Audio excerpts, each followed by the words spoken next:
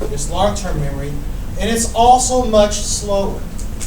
The important thing to take away from this particular conversation right now is that when we talk about things like fetching an instruction, or putting an instruction, or putting data, or fetching a data, what we're talking about is fetching and putting from main memory. Everything that's going on inside of the CPU is going to be transferred via this interconnect system directly, which means it has to be this onboard memory subsystem.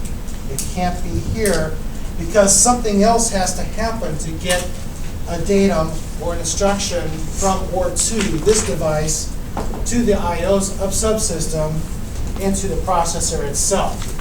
As the diagram implies here, it's a multi-step dance to make that happen. We'll talk about that a little bit later. But that's one of the things I want to help us differentiate and understand right now is that when we're talking about fetching, when we're talking about storing, we're talking about from the processor to main memory. Okay?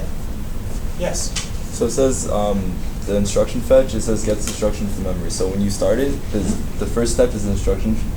So does it go straight to the memory and then it goes to the processor? So the processor is going to fetch an instruction from memory. Okay, so, okay. Yeah, that's the way you want to read that. Okay. So we're talking about what's happening with an instruction right now. When you first powered on the machine, we talked about this thing that has to happen when you first do power up, right? We have to synchronize all of the components.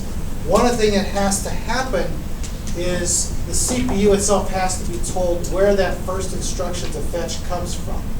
The manufacturer of this computer will figure that out, and they'll find a way to make sure that that first load instruction, LD instruction, executes to the appropriate location in memory that has that instruction that they wanted to fetch very first thing. Okay, so the manufacturer, as part of that power-up synchronization events, will design that into the main machine. So I'm glad you asked that question because we already went beyond the scope of this class. But since you asked that, you really should understand that that really is going on. And you're going to have another class later on that'll talk about how the manufacturer makes that happen. Right now, it's magic. You know the difference between magic and science, right? One word. One word. One you can explain. The other you can't explain, at least not yet, right? Yes. So the correct assuming the magic is the BIOS and the UEFI locations. Typically using a BIOS, which is going to be the first device that gets called instead of main memory to tell the processor its first sequence of instructions, yes. But it doesn't have to. Not all systems use that. Yeah, the UEFI system. UEFI systems, yes. That's another example of others too. They just, Really old systems, they had external devices that actually did that. Lots of different ways you can make that happen. We're not going to worry about that. We're going to say, we'll learn about that in another class. Right now, we're just saying, okay, somehow that happens. We'll call it magic for now because we don't want to describe it just yet. But I'm at this point here where I'm in this instruction cycle. I'm executing instructions. First thing I need to do is fetch an instruction. Where am I going to fetch it from? Main memory. Memory. Exactly. Great. I've got an instruction. That means I had an address for the instruction. And I had the ability to move that instruction from memory into the processor. And of course, when we say into the processor, it has to go into a very specific place in the processor, yes? So basically, if something comes in to corrupt the address, and that's when you would basically get an error message saying that's no longer accessible? So protecting specific memory regions, corrupting data inside of main memory, we're going to talk about that in another class. That would be exact memory, not the other. That would, you can have bad memory, or you can have somebody doing bad things to your memory. But we're talking about main memory, though. That's the thing I want to make Yes. sure. Okay. Yeah, this is main memory. This is main memory, fast memory, RAM. We go by one of these. But I'm saying when you get those errors, it affects that actual thing, not the other one. Bus error, memory segment violations, and all those things would be this. Yes. Yes. Okay, so we got an instruction, which we got an address. We went to this address. We pulled the contents of this address. We put it into a specific register in the processor. That's all part of what fetch is going to do. Okay, and typically fetch instructions could be a load A, it could be another load instruction. Typically, those are what we refer to as an atomic instruction. A little bit of foreshadowing.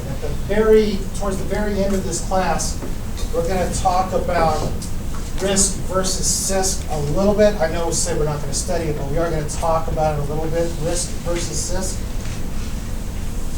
And you'll find out that there are some machines that have certain instructions that take more than one clock cycle to execute.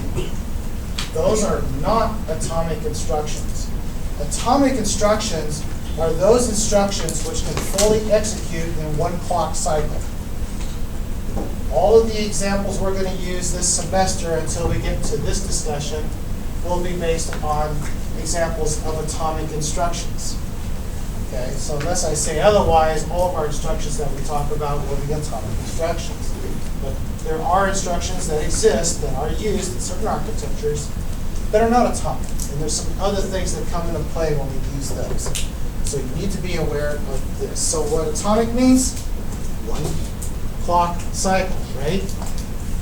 One very important aspect of the definition of that term is that you are guaranteed that that instruction is able to execute completely. That instruction can execute completely. You're saying, well, duh, aren't all instructions able? No. Some instructions cannot execute completely. And they generate something like a fault.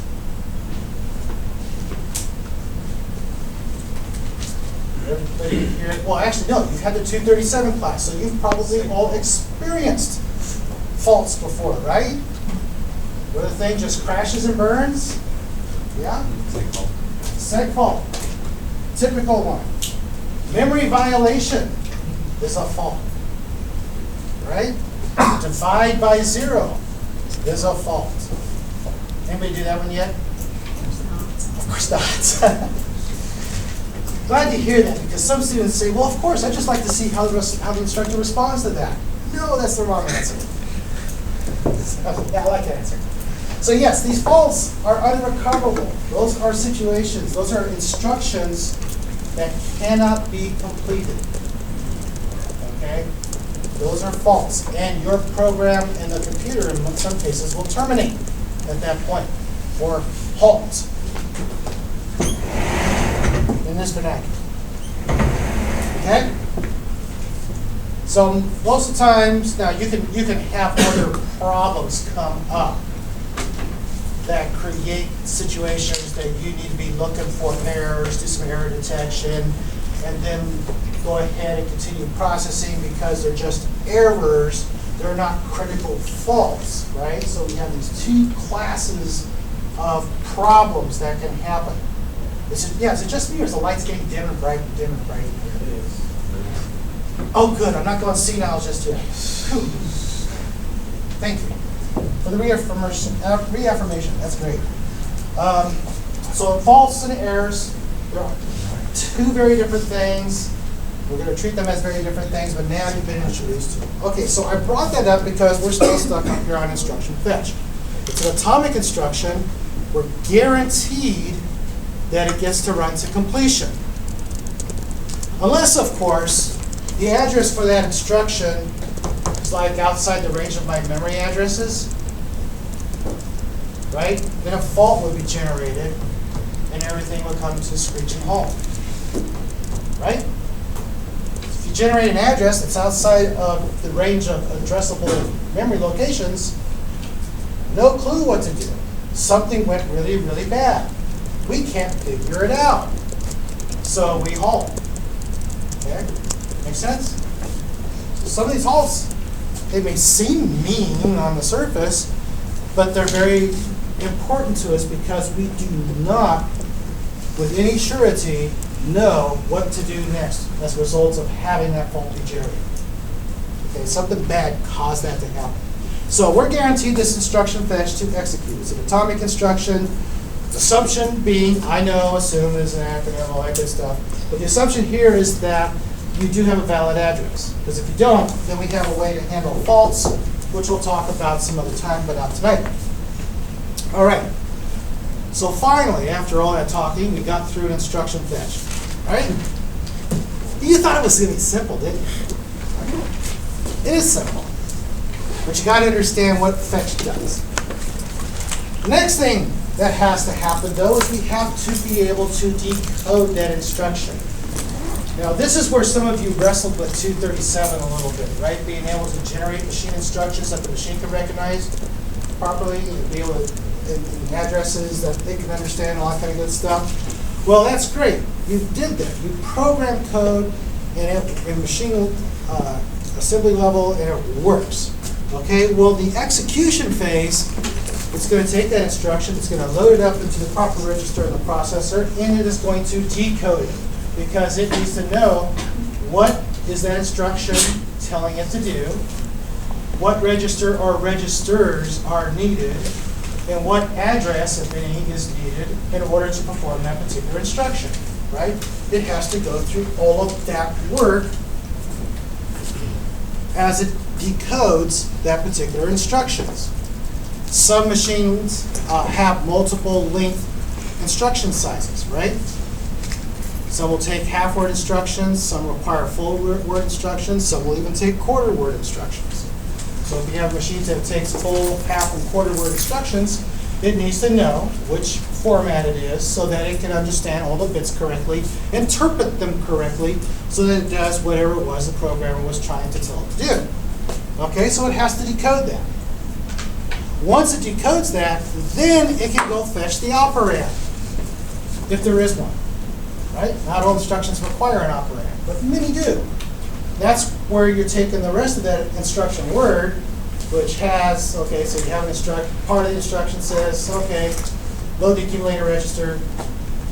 The other says, using address so-and-so, or using register to an address so-and-so.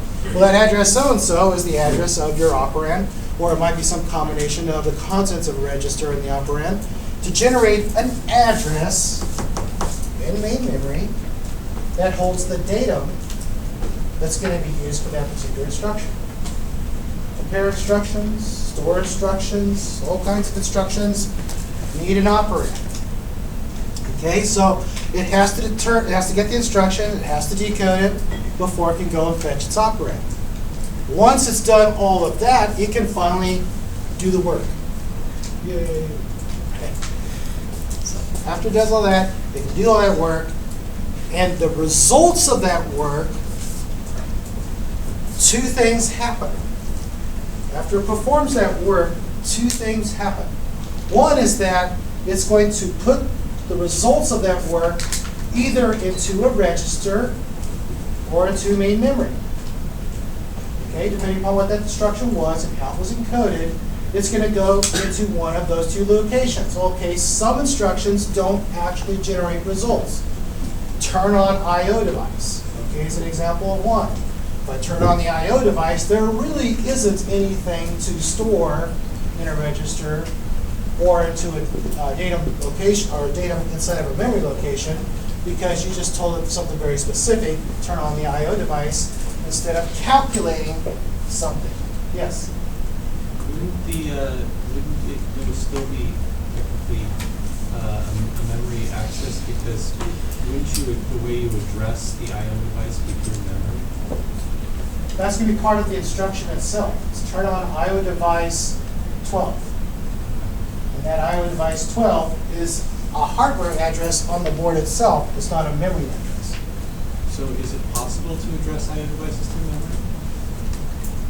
Meaning, like, could they be represented Very as few. memory? Very few machine architectures do that. It's part of the instruction itself in almost all cases. The only reason why is because I did I did some stuff with this one system that had like it was a connection between two machines, and it addressed it through memory. It was really weird. Yeah, there's shared memory systems that allow us to do some very specific things. Those are exceptions. In most cases, we're going to use this architecture here. So recognizing a lot of these things, we have very specialized hardware in some cases that can sort of bypass some of these basic rules. But these are the basic rules. And so we're just going to try and understand these at first, and then what about those exceptions in those cases? So in almost all cases, as I was saying, that's part of the instruction itself is what the I/O address device, the address of the I/O device is as part of the instruction. Therefore, the results of turning on an I/O device doesn't need to be stored. Most instructions, however, yield a result of something. You're doing an add, subtract, multiply, you're doing a compare, you're doing all these different operations. Typically, there's some result somewhere that's getting stored either in a register or in a memory location. That's one thing. The second thing that happens is that there is something called a process status word. You should have all played with this already, right? What comes before T in status? Thank you. So a process status word, or sometimes just status word, is a special register that has a bunch of bits that have some very specific meanings. Those bits contain the results of that previous operation. For example, if I was doing a compare operation, I wanted to compare what was the value of the accumulator register with some value at my operand address location. If based upon that comparison, if it was larger, equal to, or smaller, it would set the appropriate condition code inside of the process status word. If I was not able to turn on an I/O device, if I was doing a turn on I/O device instruction, then I would have an I/O error bit set as a result of that condition code, or I would have had a good set. Or in other words, a lot of times we'll use one bit to mean two things, right? Error, I/O good. So it needed to be set or cleared based upon whether or not that I/O device responded in a positive way to enabling it. Okay, and there's a whole bunch of others. Math overflow, instruction range, all those different things have different bits in the status word that get set or cleared as a result of that operation. That way, if you're doing an instruction that depends upon that previous instruction, i.e. you're doing an I equals 1 to forever loop or whatever, right? Or I equals 1 to 10.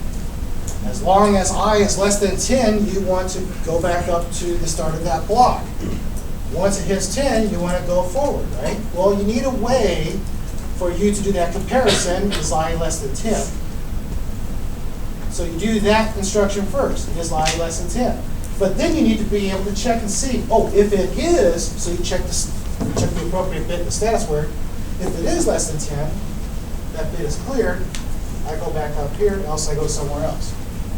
So the status word allows you to be able to communicate from one instruction to another instruction. Is one way you could look at it. There's other purposes too. That's one of the more important purposes of the status word. Yes? So pretty much after an instruction executes, if things needed to be stored, that process status word is a register. Yep. And then when does that clear? It gets set upon completion of every instruction. So, okay. Is it possible for like it to save from like two different, actually never mind. Yeah. It's a great question. What if I need to save the contents of the status word so an instruction later, not the one immediately following it, needs it? Then my next instruction had better be save the contents of this register to some memory location or some register. Thanks. Yes? So essentially, it's almost like any other piece of data. It's not over. Yep. It's only overwritten. It's not actually cleared by anything. You have to do anything to it. Right. Well, no, you don't.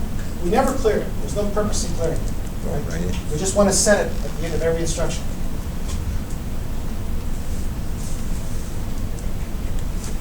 Make sense? Okay. So when you execute an instruction, two things happen, right? Results get written to either a register or a memory, and the status word gets set. Okay?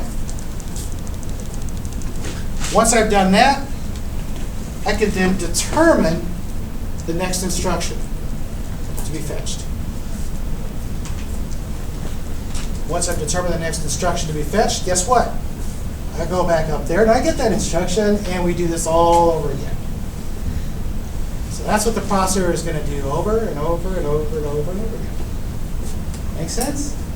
Yes? So like for a Windows operating system, will your last instruction be like shut down and then eventually that would come to an end? Or would that just keep going even if there's off? So we're mixing things here. So this is a great question because it helps us to understand the difference between a user interface, where a user interface is going to provide mechanisms for all kinds of users to say, I want the machine to terminate in an orderly manner. So operating systems like Windows, Linux, Mac OS, and others usually have some way for the user to tell the operating system through this user interface that you want it to shut down. What happens then is the operating system is going to do a whole bunch of cleanup things, right? So it's going to store contents of things in different locations so it can retrieve it when it starts up again, and then it's going to complete all of this, what we refer to as an orderly shutdown, so that when I start it up again, I can either restore it to similar conditions or what we refer to as state that it was in before I shut it down, or if I want to just ignore that, I didn't have an option to do so. But at least I have this graceful shutdown so I can restart it in various states if I want to. The actual instruction to tell the machine to stop is going to be based upon the machine architecture itself, not the operating system. For example, right now, a lot of people like Macintoshes. A lot of Macintoshes today are running on Intel chips, which for a while only was supported by Windows operating systems. Okay, and at some point, Apple decided that, okay, this really is better than the Motorola product that they went to for a long, long time, and so they went from Motorola to the Intel, Pentium, right? It was post-Pentium, but they went to the Intel platform, so now you have Windows, Linux, and Mac OS all running on Intel chipsets. Okay? Whatever the machine instruction repertoire is for that chipset, that's what the operating system is going to use for actually issuing the halt command. Okay? So the halt command is going to be a machine level instruction that the operating system is going to have to generate depending upon what that chipset is that that operating system is running upon. Is that clear? Because it's not, this is a really important concept to get across, to understand. Does that make sense? Questions about that? Yes? When we do our projects, do we need a simulator of some sort? Or so we're writing in C or C++?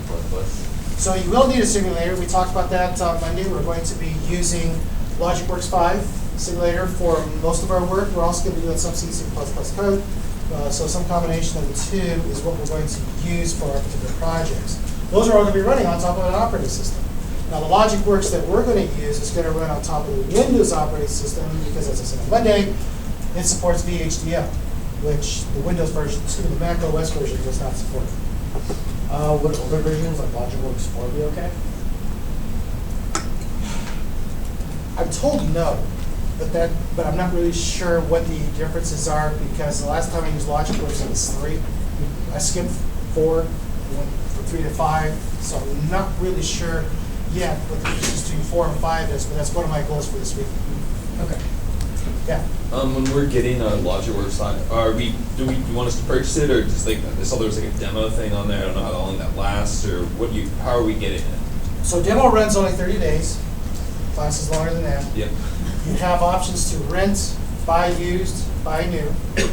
And as I mentioned on Monday night, if you decide you want to buy instead of buy new instead of buying used or renting, I recommend going to the vendor's site, because that was like $89.95, and Amazon was selling it for like $175 or something crazy like that. So it's totally up to you. And then there's the 5 seats in the 4th floor lab that all 80 of you and all 80 in the other class could share. But, yeah, it's up to you. I mean, those are the options that you. Say again? Amazon had some copies for rinsing. When I last logged into it and looked at it, they had some copies available for rinsing.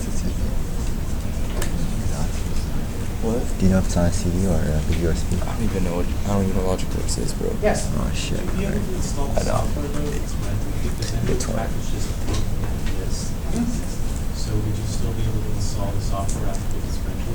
Yes. Now, I haven't tried their particular version, but most of the rental copies, Can I what just they do torrent is you this? rent it for I like think 3 the same months. thing. After 3 months, the license key expires. Oh, there's a license key, that's what. Yep, it's a license key problem. Yeah, I can't just turn it Which, if you're buying it, it's not a problem because, well, it's going to be good until I come out with LogicWorks 6 and we decide to need 6. Then it's a problem. You get to use 5 as long as you own that particular license key. If you buy the product outright. If you're renting it for a restricted time period, that's the way most licenses work. If you're buying it used, same thing. You have the license once you've purchased it. Wait, so if we buy one copy between like a group, like say you and your partner, you could just install it on both computers with the same key? I believe they only let you do it once, and if it's on the network, they actually check when you launch the application. But you can get discounts for multiple copies. So, like 4 or 5 of you get together and say, "Oh, we each want to buy a copy and purchase it as one," but you get 5 different licenses. There's a discounted price.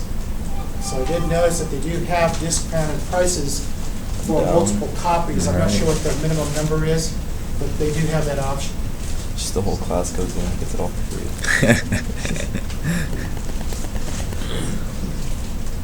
Other questions? Good questions. Class is getting into this. I like it. All right. All right. So we understand what is going on with the machine.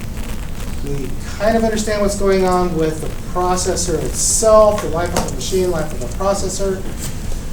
Let's go back and talk a little bit about one of von Neumann's big, very fundamental inventions. Anybody remember what that was? The bit. What's a bit?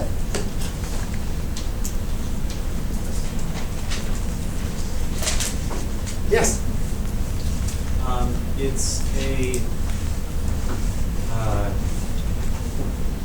is a abstract concept of something that can be turned on or off. It's abstract. Yes, a bit is a level of abstraction, which is one of the things that we were going to kind of lead up here towards the end of the first chapter, since you brought it up, is that a lot of what we do is different levels of abstraction. And it's not a bad thing, because there's a lot of stuff going on. There's a lot of stuff going on in the hardware, and then as we write more and more complex code, there's more and more stuff going on in our code.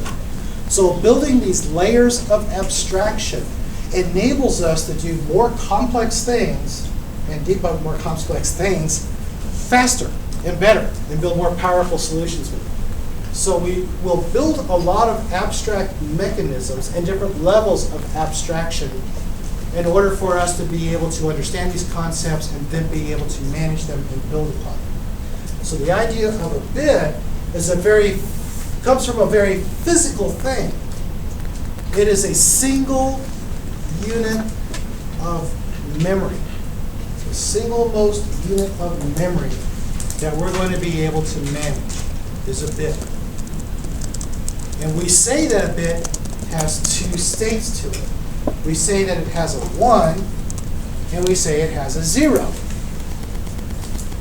But as we're taking our microscopes out and we're looking at these storage devices, and we're trying to determine, well, what does a 1 and a 0 mean on that storage device? We remind ourselves that we live in a very analog world. don't we?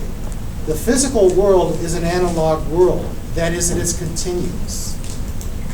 Right? It's continuous and it's non-discrete. It is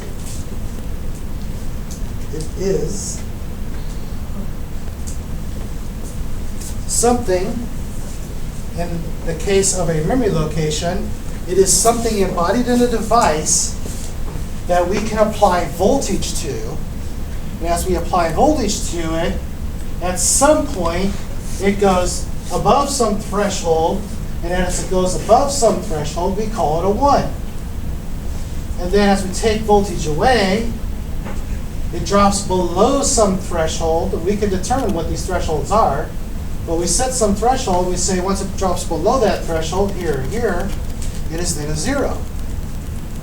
Okay? And it's not something that happens instantaneous because we live in a physical, continuous world.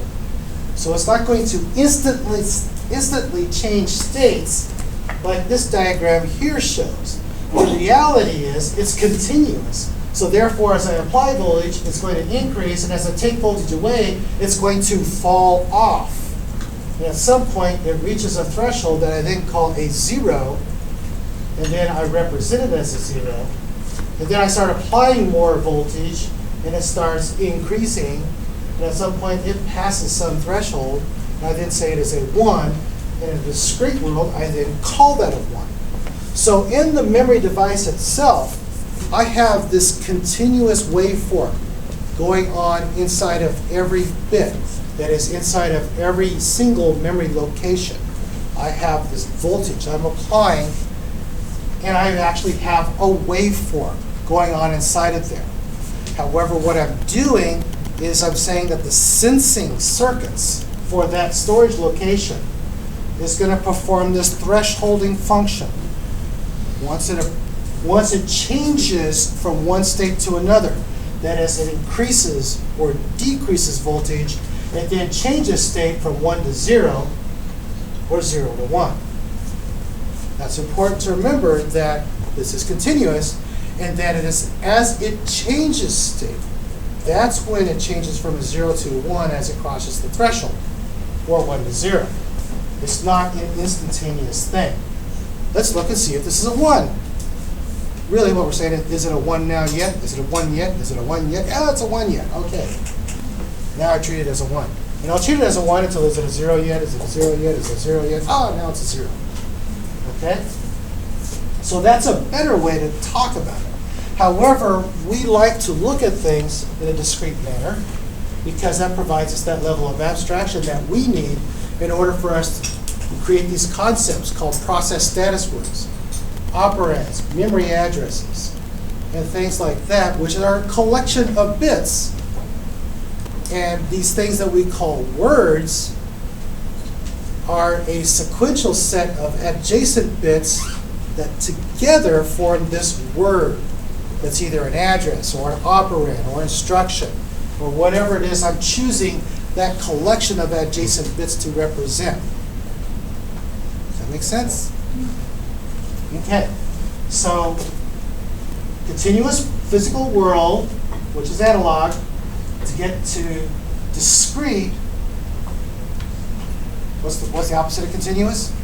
Discontinuous. Discontinuous. To get to their digital form, ones and zeros, that's what's going on. And that's what a bit is. And that was one of the things that just really blew the world apart when von Neumann wrote his paper. In this concept.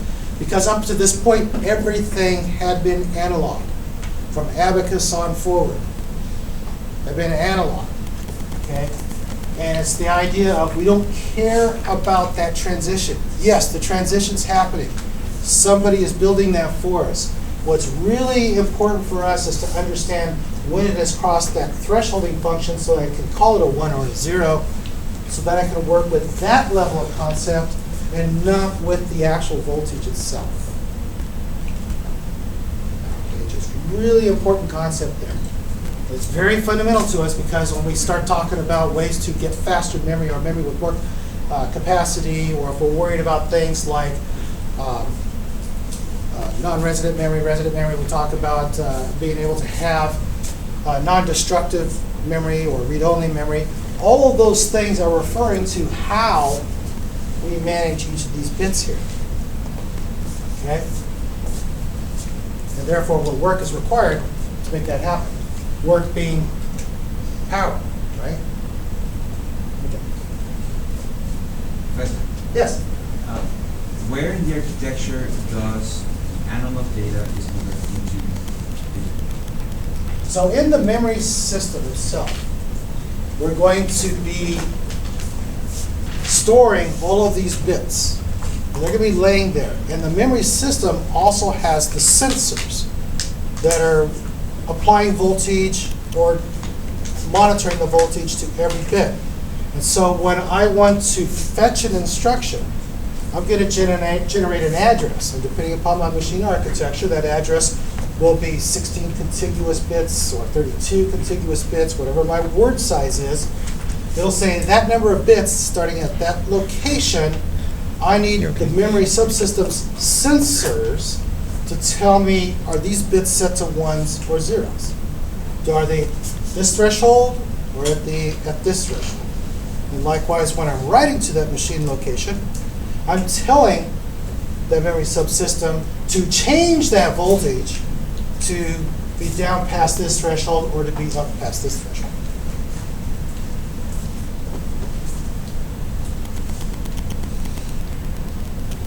Other questions?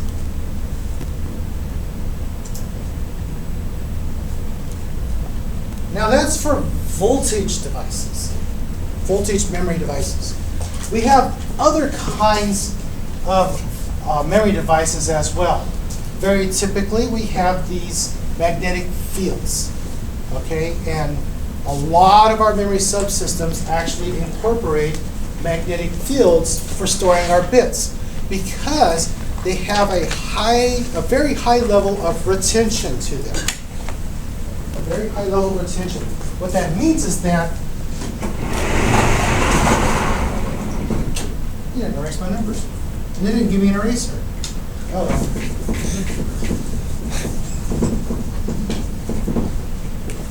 So in our voltage systems, like I had in the previous slide, the memory subsystem that we were talking about,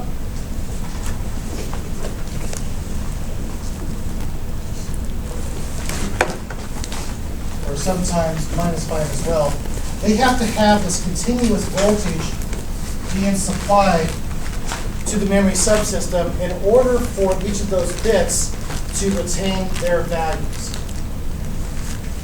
Okay, that means there's power being applied. And with power, of course, there's heat, and with power, there's consumption going on, which generates the heat, but you're also paying for the power. You've got to supply it. You can't just unplug it and walk away because it will just go away at that point. At that point, this is very destructive type of memory. So every memory location will have its devices all here, and you're applying voltages to every one of those memory locations. So okay, so every memory location you have to apply a voltage to.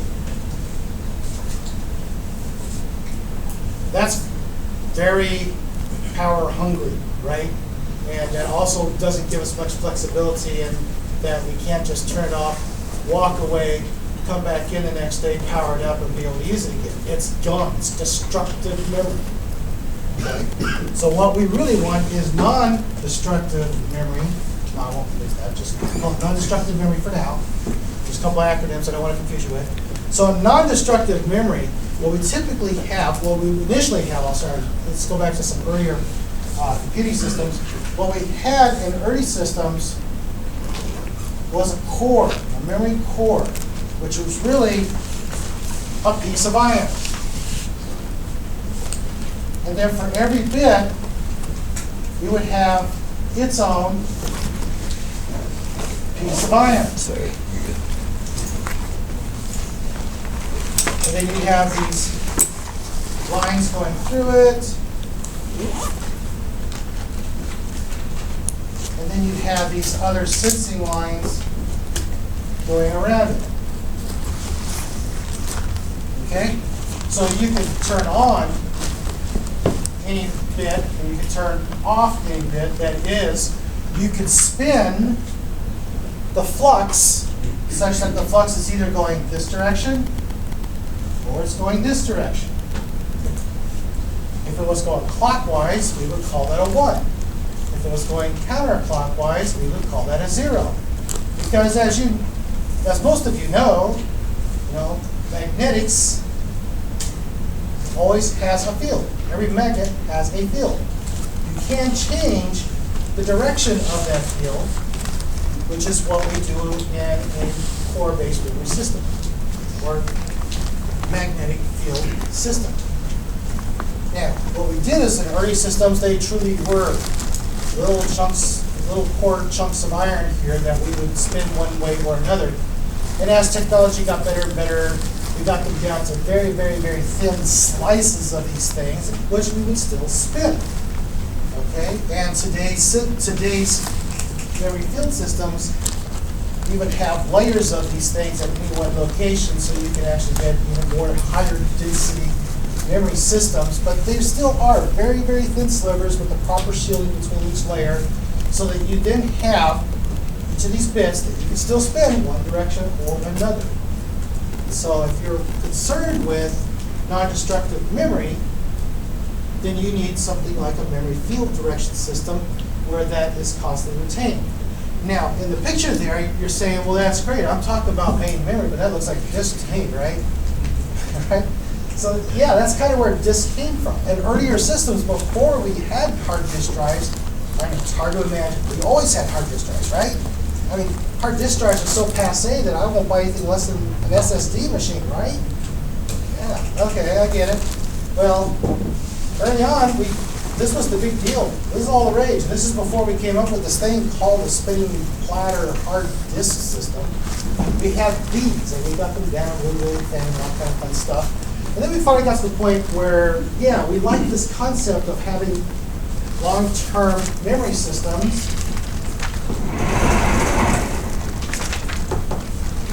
that were basically extensions of main memory. Recognizing that they were slower, and they spin, and all that kind of fun stuff. And then we skipped over a bunch of steps like magnetic tape drives, okay? They actually happened before hard disk drives, and they were using the same concept, magnetic fields. And I know most of you see cassette tapes. You're not, I mean, you're young, but you're not that far out from these cassette tapes, right? Don't they still use magnetic tape drives and some extremely specialized backups? Oh, absolutely. Yeah, absolutely. Magnetic tape systems are still used, but not cassettes, though. Those are done. The 9 tracks and some of the more specialized recording systems are still in use in a lot of data centers. But since I brought up tapes, it's actually a very good discussion to have here, because the way a tape would work, there was always a start. There'd be a DOT marker, beginning of tape marker. That's a B. Looks like a B, doesn't it? No, thank you. So you have a beginning of tape marker, and then what you would have is you would have these concepts of words, which really meant some fixed distance on the tape. This fixed distance was the size of one word, and that would say, I have so much of this space here is reserved for a single word. Now I further divided up that word into some number of bits, and that was based upon the discrete capability of the read-write head of that disk drive to be able to distinguish the flux underneath that part of the head, underneath this part, and that part, and so on. So an 8-track system would have 8 bits for every word. And then it would start at the beginning of tape, and then that would be address 0, address 1, address 2, and so on. Okay, so what we would do is the same basic concept of our core memory, and that is we would spin every one of these locations one direction or another to make it a 1 or a 0. Bless you. Yes? How do you make it spin? Yeah, so the function of the write head would be to apply enough energy go in one direction to cause the magnetic field to change and go that direction with that magnetic field. Electricity that you apply to that electromagnet. It's a bunch of electromagnets. So what they're talking about is, it's talking about the fact that when you put electrical current through a wire, there's the magnetic field, if you take your hand, will actually travel around the direction of current. That's what he's talking about, spin. In each one of these cells on this tape here, there's a whole bunch of little pieces of iron. And they're magnetic. We applied some magnetic force to it, so they all possess the property of a magnet, which means I could then have a north and a south pole, and the force, the field, the Gaussian field that is generated, I could then make it flow one direction or another, based upon this electromagnetic right head that goes right over the top of it, that is the time, and the way I apply that field, that magnetic field, to that right head will force each of those little pieces of iron to go one way or another. Okay? Which one's Or zero? from positive to negative, or from negative to positive. Is right 0 or right 1? Which one's 1 again? Right is 1. Right's Right 1. And all rights are followed by a reading. So in a tape system, okay, and this is a really important concept here, this is one of the reasons why I want to spend a little bit of time on it. In a tape system, we always start at this really messy thing that I call the B, the beginning of tape. Okay, we always have to start at this location, and then I can count sequentially to the location that I want to get to, and then read whatever addresses I want to read from that point on. This is an example of what we refer to as a streaming device. Streaming I/O device. That is, the contents, the addresses are a stream of addresses that always start at 0 and go to the location that you're interested in. As opposed to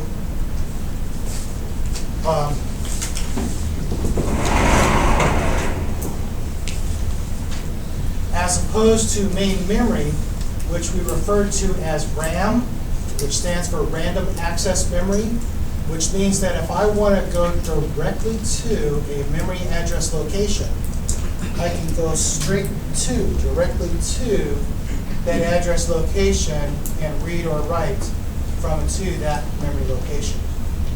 Unlike my streaming I/O device, where I always have to start at 0 and then go to the address that I'm interested in.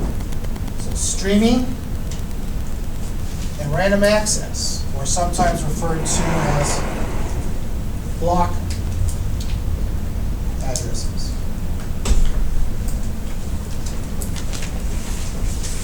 Okay. So we hear that term a lot as far as streaming I/O and block I/O. That's what they're talking about. So how can you get to the memory location that you need to access? And then it's all about, for electrical systems, sensing it or writing it, and for magnetic field systems, spinning it or reading the spin of the field, magnetic field on that particular bit. Make sense? Okay. So we went from the concept then of these streaming devices, these tape systems, to these continuously spinning systems, or hard disk drives, where I can create these platters with all these memory locations on them, that I can do the same thing. Every bit, I can spin one direction or spin another direction to make it a 1 or a 0. And I can just I can continuously change it as I want to change the value of that particular bit. And then I just have to organize it so I have my words. And then my words are further organized into sub-parts of each word. Each of those bits have very specific meanings. And of course, I have to have an address for them, and the address for these things are something I'll leave for your 570 class when you get there. Okay?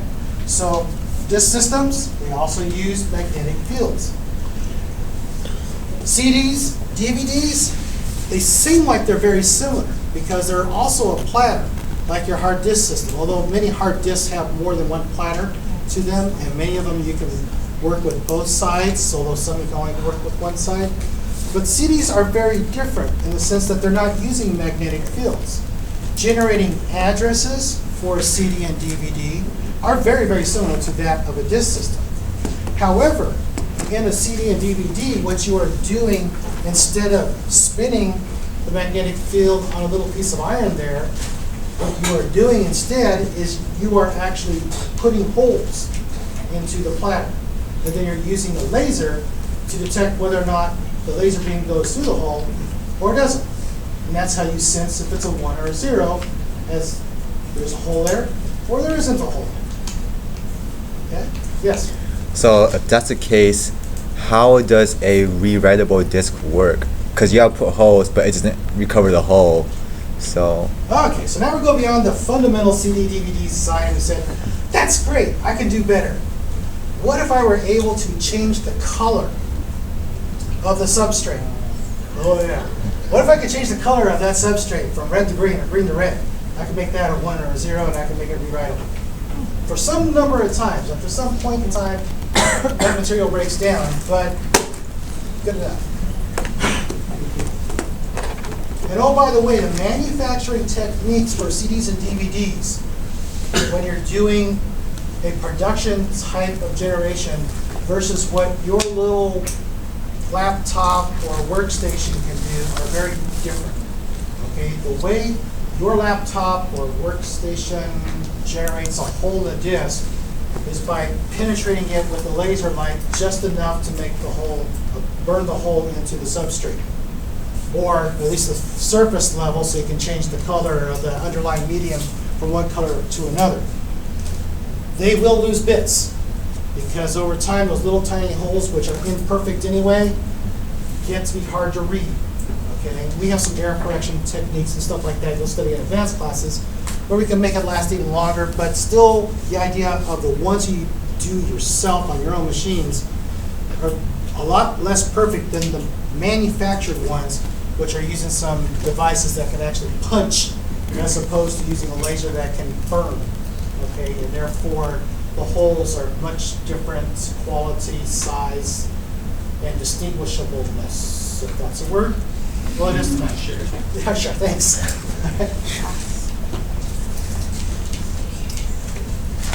Questions? Yes? With a hard drive, if you change the way it goes, if you delete something, you set it all to the same. How do programs like restore or whatever you deleted? So I'm going to come back and ask you, what does delete mean? Sure, like reset to some default. So I've got these pieces of iron. I've got these pieces of iron sitting here, right? And they have a magnetic field. And this is a continuous world. What does delete mean?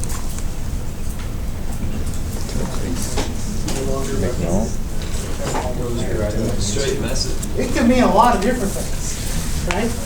Typically what it means is that the data structures that we use to organize files on these systems, we will delete their contents. That is, we'll make them all 1s or 0s. But the rest of the contents of the file will typically still be there, unless I'm doing a very high level, or I should say, a very low level deletion, in which case I'm spinning them all to 1s or spinning them all to 0s. Or I might spin them all to 0s, then I'll spin them all to 1s, then I'll repeat that 256 times. So it's like clearing an array with the same. But when you clear an array, you're clearing that specific set of bits. When you're setting those specific bits to 0, all to 0. When we delete a file, we're deleting the directory that knows about that file, but we're not necessarily deleting the contents from each of the bits that was holding the data from that file. Yes. basically like having a pointer to an object and then erasing the pointer to the object, but not to the Exactly. object. Delete the pointer, the object still sits there. You have, and if you know how to recover directories, what we call directory structures, you can recover those files. And is that just because that's easier than resetting them all, or? It's not only easier, it's cost effective. It takes a significantly less time to do. Yes? Is that similar to your options when you're upgrading, let's say, to like the next Windows, and they're like, oh, you can either do